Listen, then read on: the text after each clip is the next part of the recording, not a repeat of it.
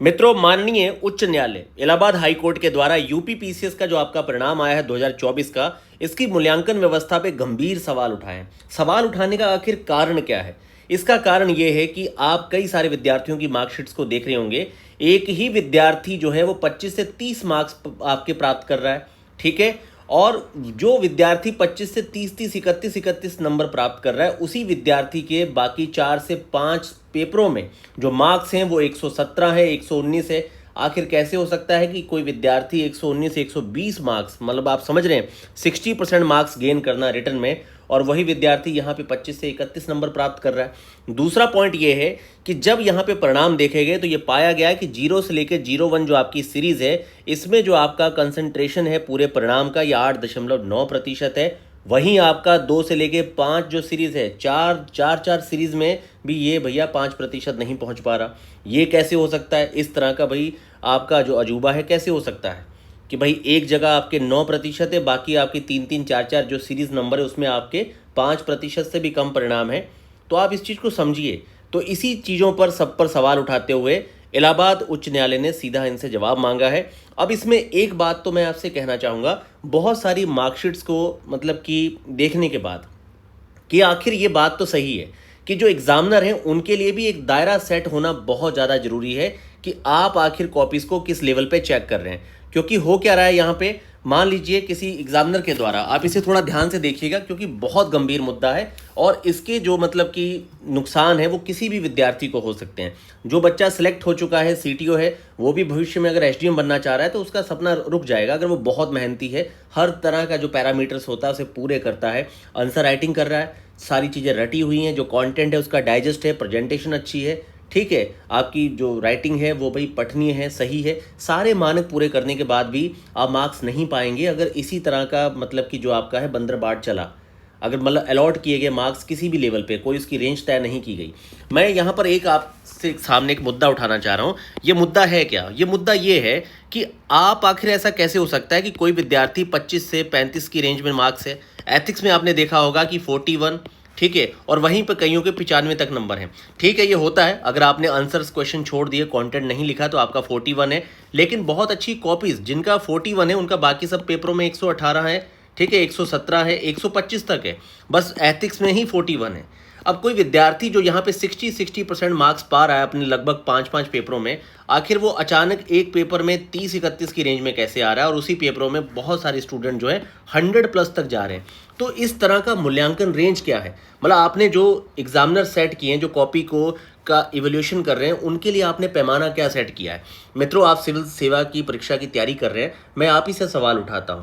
आप इस फील्ड में भी जब 5 से 6 साल बहुत अच्छे से देते हैं, या फिर मान लीजिए आपके घर परिवार में रिश्तेदारी में कोई पहले से आईएएस पीसीएस है, उससे आपने अपनी 9th 10th स्टैंडर्ड से ही अच्छा गाइड लेना शुरू कर दिया, 4-5 साल आप पहले ही, मतलब आप अपने 10th 12th स्टैंडर्ड से शुरू हो गए, ग्रेजुएशन तक आपने सारे पैमानों पे बहुत अच्छे से काम किया, तब जाके आपको 2 से 3 साल लगते हैं शुरुआती फेज में, या 2 साल में आप अपनी परीक्षा को, आप अपनी 20 साल की लेके 22 साल की एज में भी बहुत सारे आईएएस पीसीएस हम लोग देखते हैं बन गए। तो उसका कारण यही होता है कि यात्रा उन्होंने थोड़ा पहले शुरू कर दी, उनके पास बहुत अच्छा मतलब कि था, ज्ञान था, उनके पास रीच अच्छी थी, अच्छे लोग थे। वहीं दूसरे लोग जो हैं आते हैं गांव से, जो सीधे आके सिविल की तैयारी ही ग्रेजुएशन के बाद शुरू करते हैं, उन्हें काफ़ी समय लगता है। फिर भी आपने देखा होगा कि कॉपी का जो मूल्यांकन है, हम लोग कैसे सीखते हैं? हम लोग समय के साथ साथ सीखते हैं कि किस तरह से हमें अपने आंसर राइटिंग को अच्छा करना है, हमें इंट्रोडक्शन में किस तरह के आंकड़े देने हैं, उसे तथ्यों के द्वारा कैसे हमें एग्जाम्पल दे के जस्टिफाई करना है, किस तरह के हमें भाई टेबल्स बनाने हैं ताकि वो हमारे आंसर को सही दिखाएं और आंकड़ों का दोहराव ना हो, और किस तरह से पॉइंट फॉर्म में हमें अपने आंसर्स को जस्टिफाई करना है और कंक्लूजन देना है। एक प्रारूप है जो आप सीखते हैं, ठीक है। अब इसी प्रारूप में आप देखिए कि एक ही विद्यार्थी के आप देखेंगे कई सारे विद्यार्थियों में जो मार्क्स की रेंज है, किसी को 31-42 पकड़ा दिया, जबकि बाकी पेपरों में 119 है, 120 है। तो ये वाला जो रेंज है, ये आप समझ जाइए कि एग्जामिनर का यहाँ पे पैरामीटर पूरा तय नहीं हुआ है। मतलब कॉपी चेक करने में कोई एग्जामिनर जो है वो, अगर कोई किसी ने अच्छा लिखा है तो 125 तक चला जा रहा है, वहीं पे दूसरा जो एग्जामिनर है वो अपने पैमाने पे कॉपी चेक कर रहा है तो 90-95 वो सही मानता है, ठीक है। उसकी रेंज में ये है कि आपको जो 12 है, 12 में से आपको 5 नंबर दिए जाएँ तो ये अच्छे मार्क्स हैं। और वही दूसरा जो एग्जामिनर है वो यहाँ पे पकड़ा दे रहा है 8 मार्क्स एक अच्छे कॉन्टेंट वाले आंसर पे। तो ये आपको चीज़ें तय करनी पड़ेंगी कि आखिर मतलब कि अगर किसी का आंसर परफेक्ट है तो उसमें एक मैक्सिमम रेंज क्या होनी चाहिए, क्योंकि ये मैक्सिमम रेंज यहाँ पे सेट नहीं हुई है। कॉपी का मूल्यांकन जो है वो सही नहीं है और ये कोई और कहीं दूर जाने की आवश्यकता नहीं है। आपके सामने मार्कशीटें भरी हुई हैं, जिस भी आप टेलीग्राम चैनल पे जाएंगे मार्कशीटों को देखेंगे, आपके सामने ये आंकड़ा आ जाएगा कि भाई यहाँ पे आंकड़ा आपके सामने आएगा कि भाई कई सारे विद्यार्थी 31 पे हैं, कई 42 पाए हैं किसी पेपर में, ठीक है। लेकिन अब देखिए 31-42 वाली रेंज पहले भी आती थी, पर इसके साथ एक जो सबसे डेडली जो कॉम्बिनेशन बन रहा है वो ये बन रहा है कि उन्हीं विद्यार्थियों के बाकी एग्जाम में 118, 121, 119 इस रेंज के मार्क्स हैं। बस यही ऐसे 2 पेपर थे जहाँ पे इस तरह के मतलब कि कॉपी जांच के चलते वो परीक्षा परिणाम से बाहर हो गए हैं। तो ये सब चीज़ें जो हैं इस पर सुधार होना चाहिए। एक एग्जामिनर अगर मान लीजिए टफ कॉपी चेक करके 95 दे रहा है, वही दूसरा एग्जामिनर जो है उसकी लिबरल मार्किंग है और वो 125 तक चला जा रहा है, तो यहाँ पर फिर कंपटीशन कैसे आप तय करेंगे? अगर आप एक ही पेपर में 25 से 30 मार्क्स तक का मूल्यांकन का अलग अलग पैरामीटर सेट कर देंगे तो आखिर 8 पेपरों में कहानी बनेगी कैसे?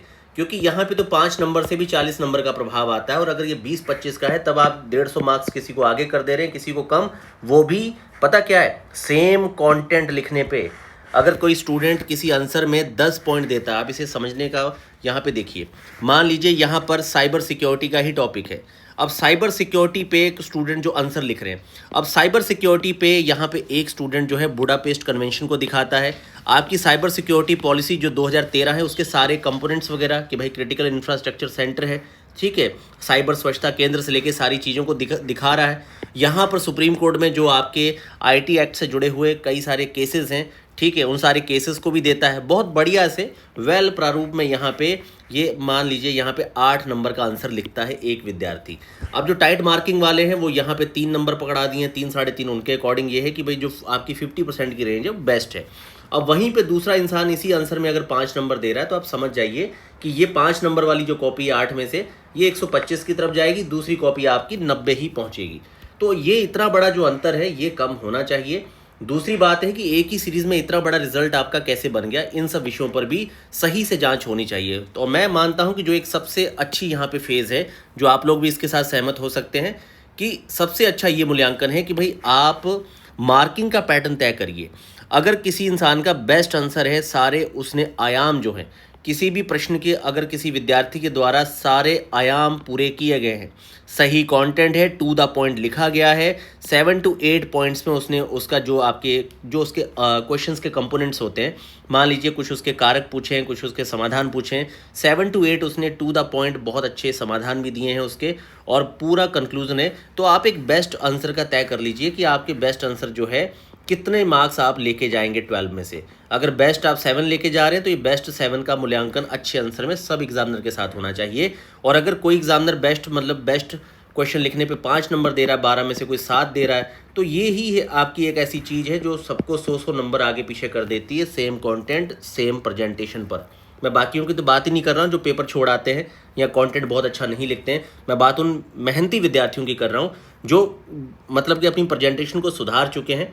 थोड़ा सा 19-20 हो सकता है उनकी हैंडराइटिंग में, पर उनकी प्रेजेंटेशन अच्छी हो चुकी है, सारे पॉइंट्स उनके डाइजेस्ट हैं और वो 8 to 10 पॉइंट्स में अपने आंसर्स को लिख रहा है। इवन एक एक कंपोनेंट में वो 8 to 9 पॉइंट्स दे रहा है, डेटा द्वारा उसे जस्टिफाई कर रहा है, एग्जाम्पल दे रहा है, ठीक है। बहुत अच्छे ऑफिशियल जो है आपके सरकारी आंकड़े उनके द्वारा अपने आंसर का बढ़िया मूल्यांकन जो है बहुत बढ़िया से वो दे रहा है। तो ये सारी चीज़ों को देखना बहुत ज़रूरी है, इसीलिए काफ़ी ये गंभीर विषय है कि यहाँ पर आयोग बहुत सही से चीज़ों को करवाए, क्योंकि आपको कॉपी जो इवोल्यूशन है उसका भैया यहाँ पर आपको मानक सेट करना पड़ेगा, नहीं तो बहुत ज़्यादा यहाँ पे समस्या होगी और ये समस्या हम ही सब विद्यार्थियों के साथ ही रहेगी।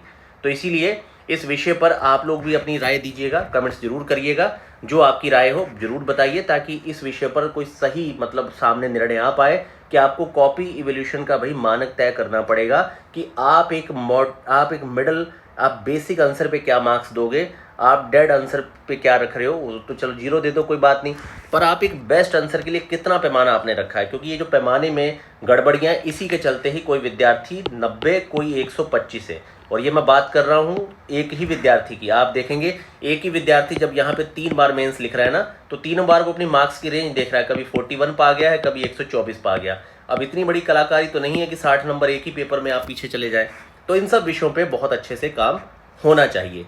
तो मित्रों, पैरासोल जीएस को जरूर सब्सक्राइब करें, मित्रों के साथ शेयर करें।